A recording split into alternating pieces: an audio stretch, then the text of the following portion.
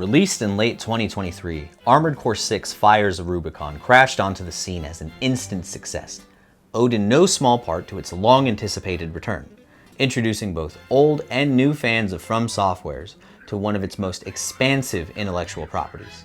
Originating back in 1997, Armored Core would maintain a fairly consistent release schedule up until the 2010s, spanning over 15 titles, 4 continuities, and 3 console generations. Armored Core 5 and its subsequent expansion Verdict Day, releasing back in 2013, would mark the beginning of a decade-long shift for FromSoft as a company. For those unaware, by this point, FromSoftware had become something of a public darling due to the overwhelming success of their Demon's Souls and Dark Souls titles.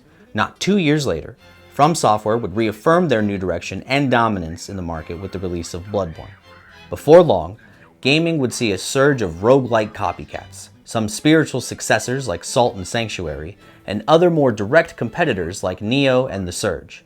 Each game would adjust the mold to their taste, some artificially augmenting difficulty, while others would add mechanical changes in an attempt to differentiate themselves from the rest. FromSoftware in kind would take this a step further with the release of Dark Souls 3 in 2016, Sekiro: Shadows Die Twice in 2019, and Elden Ring in 2022. With each title critically acclaimed as classics, they would serve to cement FromSoftware's place as one of the best development studios of the current era. I myself am a die-hard FromSoftware fan, and like many others, by this point, I had become leery about news surrounding a brand new Armored Core title. By the announcement of Elden Ring, we had feared for the worst and thought that we had seen the last of AC Combat as a whole. But what we didn't know was that during the release of Dark Souls 3's DLC around 2017, conceptualization and early production had begun for a brand new Armored Core game.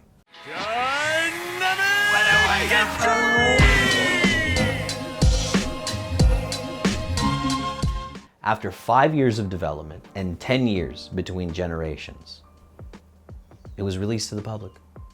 And my God, was it glorious. This game took me 5 months to beat. And I'm not talking about like 5 one-hour sessions here or there playing. I'm talking about weeks upon nights upon nights of fine-tuning and grinding, meticulous crafting and sweat-inducing piloting with a top-tier sound design, I might add. If you want deeper answers from the story, you can't even just play it. You have to play it again and again and again. Though, that being said, the game does follow a slightly more linear style of storytelling than some of its contemporary entries. Once registered in the game's system, players are given a series of missions to choose from, and as those missions progress, you're given a payout based on your performance. Did you use too much ammo in the mission? Did you take too much damage? Or were you a pro, piloting effortlessly through the skies? Your pay will tell you, more or less. Unlike many other FromSoftware titles, Armored Core 6 follows a slightly more linear story with a very straightforward gameplay loop. As those missions unfold, you'll eventually be given access to the secondary part of the gameplay loop, the arena. Unlike missions, arena combat allows you to fight one-on-one against enemy-controlled AI pilots. As you complete these missions, you'll unlock further upgrades for your machine, and together, the systems in tandem work perfectly. Your abilities grow as a pilot, and as they grow, you're given further access to what you can do with the machines. It's really nice, and you're given a nice, fresh perspective and experience every time you enter the cockpit. Each subsequent mission clear will expand the lore in the game itself, giving you a greater understanding of the people of Rubicon that you're fighting for, and sometimes against, depending on who you choose to take contracts from. In traditional FromSoftware fashion, the devil is in the details here. Dossiers, crash sites, and hidden files are scattered throughout the wrecked planet, and they give you deeper insight as you continue to make progress. Why does this matter? Well, before long, players will be given access to special branch missions, which will diverge the story in one of 2 or eventually 3 ways. These branch missions are one-time plays, and they will lock you straight into an experience, so be mindful as you go in. The variations in these playthroughs serve to highlight some of the most important differences through the playthroughs themselves. Let's talk about the 3 of those as well. Armored Core 6 introduces both story and gameplay changes, which continue to evolve as you complete your second New Game Plus. Meaning, you have to beat the game a total of 3 times, 3 of them, to beat the whole thing and to understand what's going on. That being said, the game isn't without its faults. Compared to some of the older entries, Armored Core 6 offers a smaller catalog of weapons to choose from, and while I feel that most of the items are unique and different enough from each other to give you variety, I still feel that there's a few rifles here and there that could have been swapped out to give you a greater expansion of items. Some of them just feel a bit samey. Past that, some of the other changes would include shoulder slot, external radar, and things like flares being removed outright from the game. Melee combat is still alive and well in the game.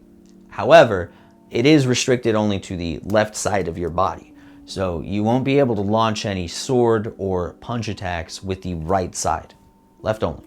Armored cores, the gigantic death machines that you are piloting for the entirety of the game, are not as fast as their next contemporaries from the 4 Answer series. That's not really a problem if you ask me in the game.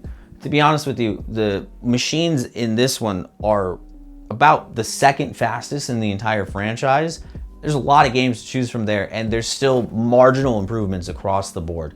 So not really a gripe, just something that some older fans like myself have complained about in the past. The most daunting feature of the game, as always, is the tuning section.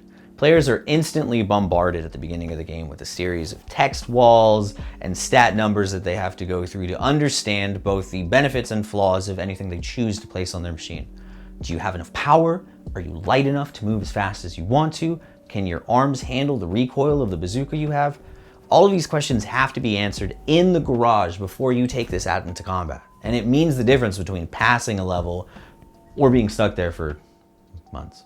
I personally wish that the game placed a greater emphasis or gave up the player a stronger ability to manage and calculate this information in-game, as opposed to needing to go to external sources for such a thing. I can say myself, I spent at least 4.5 hours just picking my generator. If you're interested, I'm using the Santai generator because it's the best for as light as I'm playing. While these issues may be the case for the game, I do enjoy the fact that its story is kind of meta-aware of itself. As you continue to make progress throughout the game, the NPCs will critique or commend you for the choices that you make.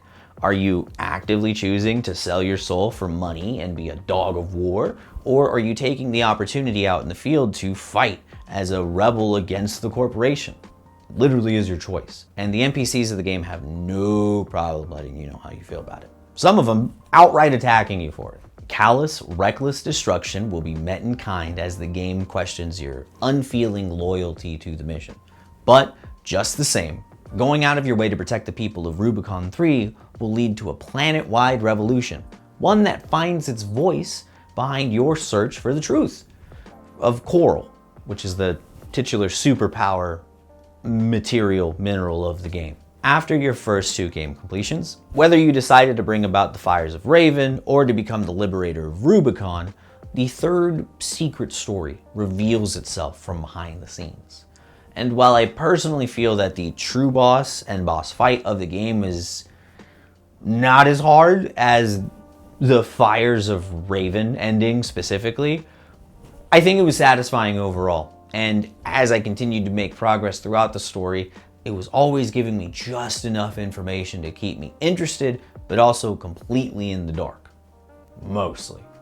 I also wasn't expecting that sort of Lancelot in the end, if you know what I'm talking about. I'm not gonna spoil it for anybody. But once it happens, you're just like, really? We're not on the same playing field at all. But that's kind of like, why? You know what I mean? It's crazy. You'll find out. The point being, while other games that FromSoftware has created may encourage the concept of playing multiple playthroughs, I feel that Armored Core 6 is one of their first games to actually incentivize and push you to not only want to get better as a pilot and continue more playthroughs, but to do so for yourself, to get answers and to finish the fight. Without question, Armored Core 6 Fires of Rubicon was my favorite game of 2023. Some people would think that I would have said Baldur's Gate 3, and you would have been right. Except I got it in 2020 for early access, so I've been playing it for like 4 years. The truth is, I'll always be enamored anytime FromSoftware decides to put out a new game. And Armored Core 4 Answer was actually the very first FromSoftware game I ever played. And it was the playing of that game that led me to play some of my favorite games, meet some of my best friends online, and have some of the best experiences I've had in what are notoriously known as some of the most miserable slogs of games ever. But whether it be from the battlefields of Next Combat or the bowels of Blighttown, I've gotten a lot of joy from these games, and Armored Core 6 is no exception. If I had to give it a rating, 1 to 10, I'd give it a 9. Almost perfect. Those, however, are my opinions on Armored Core 6 and Game of the Year of 2023, because I never gave those at any point during the actual year. It's Armored Core 6 all the way. Whatever. What I want to know is, do you happen to have any thoughts on the game, or did you try it? Are you interested in trying it? Or maybe you don't agree with me on the pick for Game of the Year for 2023. That's great too. Why don't we talk about it down in the comment section below? Or you could subscribe. You could hear more of our opinions. We've got a couple. We have quite a few videos in the catalog to choose from. Like the video, comment, share, and send it to somebody. You can also find our socials too. Instagram, TikTok, YouTube, quite a few places. But most of all, thank you for watching and taking the time. Peace.